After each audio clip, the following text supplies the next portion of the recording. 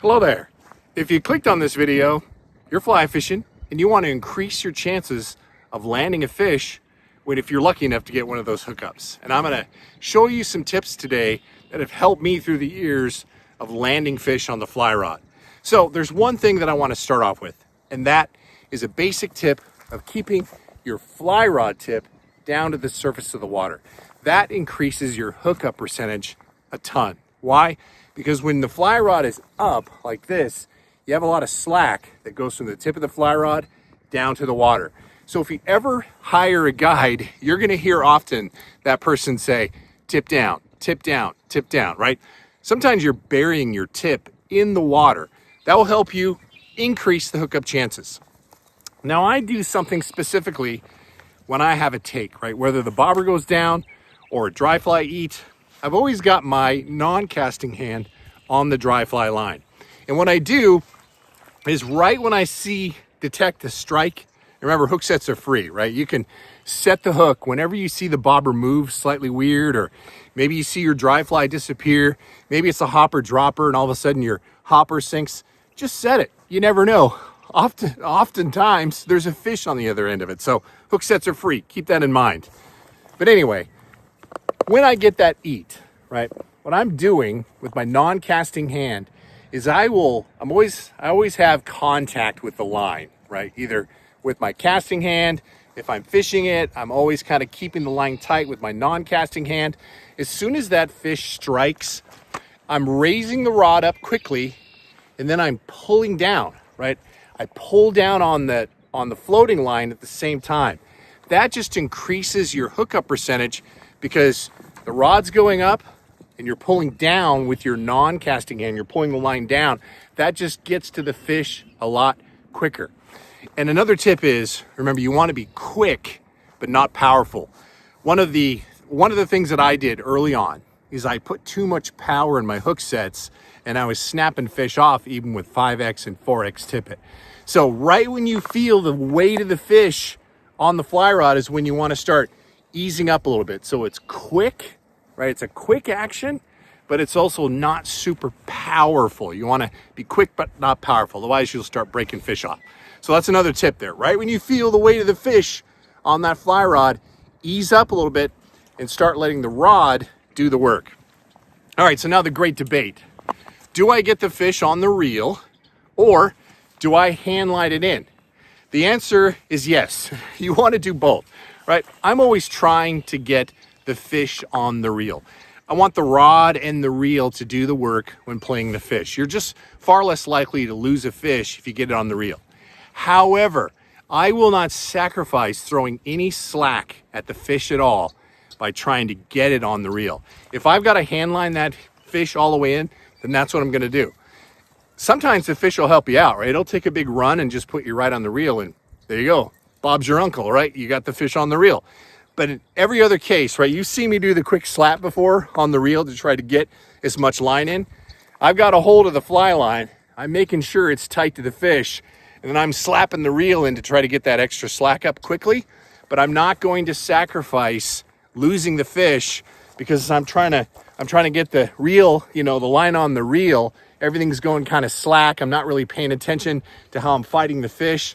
That is the greatest way to lose fish. So get it on the reel if you can. Let the rod do the work when you're playing the fish, and hand line it in if you have to. The danger, right, of hand lining it in is a lot of times when that fish runs, right, it's a nice smooth drag system with your reel. With your hand, the line will have a tendency to kind of jump to your fingers, right? Your hand and fingers have to act as the drag, and that's not always great. I have lost some fish before with it pulling out and the line's kind of jumping and the rod's kind of jumping, and sometimes the fish just comes unhooked. So that's just kind of the name of the game, right? It's gonna happen to you, but don't sacrifice losing the fish by just trying to get it on the reel. It's okay to hand line it in. A lot of little fish don't even see the reel because I can just hand line it in with no problem at all. Bigger fish generally get themselves on the reel, but it all depends in the moment. Okay, so now you're reeling in. Typically, you're using a 9-foot tapered leader. Your rod generally is 9 feet long. I will reel the fish in right about where the floating line gets to the tip-top guide. I try not to bring that in. There are cases to where you have to, right? If I'm fishing a 12 or 15 foot leader, you got to bring that transition from fly line to tapered leader through the guides. The reason why it can be kind of dangerous is you've created a catch point, right? If the fish all of a sudden runs and there's a lot of tension, and for whatever reason that loop-to-loop gets hung up on a running guide, then you potentially could lose a fish. So I try not to bring that knot in, but sometimes you have to. So right when it's at just about at the tip-top guide, I know I've got 9 feet. I am rearing this rod way up high and behind me. You'll see some incredible flex on your fly rod when that happens. But your fly rod, if you bought a decent fly rod, it's designed to be able to flex like that, right? So arm up and back, and now you're extending your net out to net the fish, right? So arm back and out, you're really flexing that rod. You're trying to get the fish's head up, right? That's kind of the goal, and you're ready to net the fish. Now, when it's time to net the fish, what I want to caution you is try not to stab at it, right? I always try to get, you've probably heard me in some of my videos saying head up, head up, head up, because I'm just trying to get the fish's head up. If the fish head is up, it's kind of sliding at the top of the water, and you can just kind of scoop it right in the net. Think of this as like a ladle, right? And you're trying to ladle out some soup. You want to scoop the fish into the net. Don't stab at it, because if you stab at it and you hit this real light tippet, you're going to either knock the hook out of the fish's mouth or you're going to break it off. So rod arm all the way back. I mean, it's back there, way back there. Arm fully extended. Get ready to net that fish. Try to get the fish's head up. Don't try to net it too early. I know you get excited. I certainly get excited when there's a big fish, right? I don't want to lose that fish. I want to get it in the net. But I also don't want to be too hasty and start poking at it with the net. So once you do that, it's a nice scoop and the fish is in the net. Now I've got another important tip, especially if you're fishing places like this that are a catch and release fishery. Keep the fish in the net, right? As soon as you get it in the net, you'll notice that in nearly all of my videos, the fish is in the water in the net, right? The fish can't breathe if it's out of the water. If it's a catch and release fishery, you want to put as little stress on that fish as you possibly can. So when you're unhooking your fish, and a lot of times I'll use barbless as well, really easy. Sometimes when I net it, the hook's already out. But keep the fish in the water while you're trying to get the hook out of its mouth, because sometimes you're going to need to get the forceps, right? Because the hook is buried in its mouth or whatever else like that. If you're holding the fish in the net out of the water, that fish, the clock's ticking, right? That fish has a less and less chance to survive the longer it's out of the water. So when you net it, keep the fish in the water while you're unhooking it. And then it's totally okay, right? Wet your hands first. If you just want to get a quick shot, lift the fish up, take a quick shot, and back in. You know, you don't want to hold it for, how's this look? How's this look? How's this look? How's this look? How's that look? How's it look? Oops, I dropped it on the ground.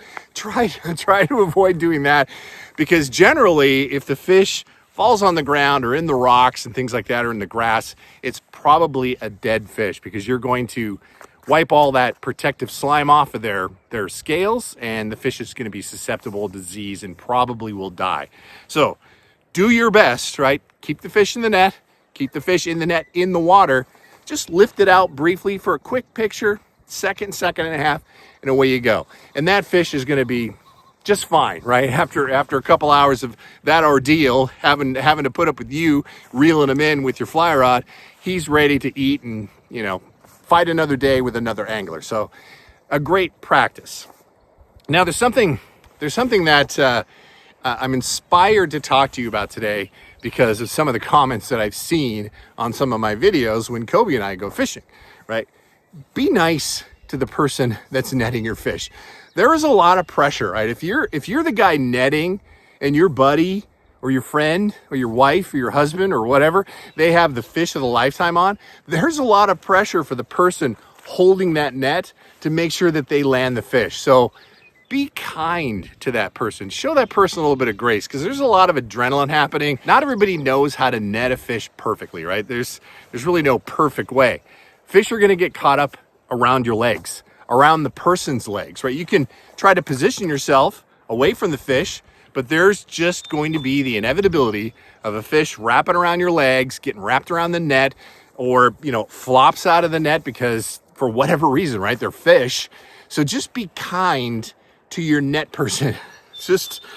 I'll leave it at that, right? Don't be so hard on that person, because they're under a lot of pressure too, trying to land that trophy fish for you, because you will be in that spot one day yourself, and you will likely lose your buddy or your loved one's fish of a lifetime because you screwed up the net job. That's just part of it. So don't get so worked up when it comes to netting the fish.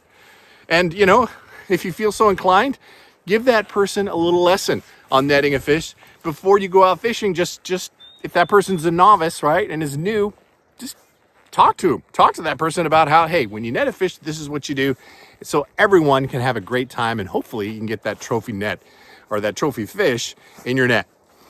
Oh, and while on the subject of nets, I get a ton of people asking me about this net.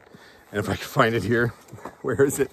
Here it is. This is a bamboo net from Hellbender. Just a family-owned company, JD and Bailey, over there in, I always get it mixed up, South Carolina, South Carolina, one of the Carolinas. I'll put it up on screen here. But JD hand makes these nets. And this netting right here is biodegradable. And in case you lose your net, right, it's going to break down over time. And it's a catch and release, right? It's kind of a rubberized netting, so it's really easy on the fish. Vinyl netting can really kill a fish quickly too, because it just, again, removes that slime. So catch and release netting, Hellbender fishing net. It's one of my favorite nets. I've got a lot of them now, and just got really good fishing karma on these nets. All right, I think I covered almost everything when it comes to increasing your chances of putting that trophy fish in the net the next time you're out fly fishing. All right, thanks so much for tuning in. Until the next time, fish on.